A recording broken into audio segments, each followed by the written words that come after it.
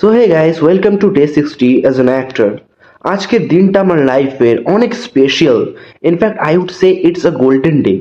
কারণ আজ রিলিজ হয়েছে লক্ষ্মীকান্তপুর লোকাল। আর আমি যাচ্ছি ফার্স্ট ডে ফার্স্ট শো দেখতে।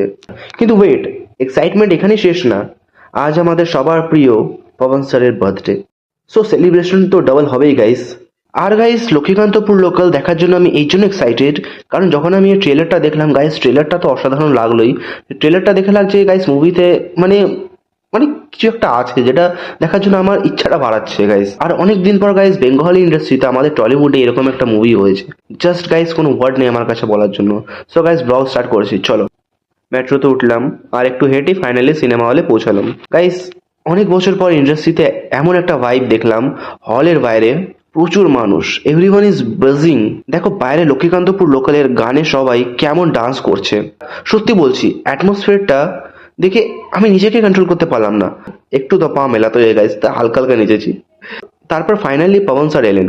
উনি বললেন কেক কাটিং মুভির পর হবে, তাই কেকের রেসপন্সিবিলিটি পড়লো আমার ওপর। ট্রাস্ট মি, সিনেমাটা স্টার্ট হওয়ার আগে যে এক্সাইটমেন্টটা ফিল হচ্ছিল, সেটাই একজন অ্যাক্টর হিসেবে আমার কাছে বড় পাওনা। সো গাইস, সিনেমাটা এবার স্টার্ট হচ্ছে।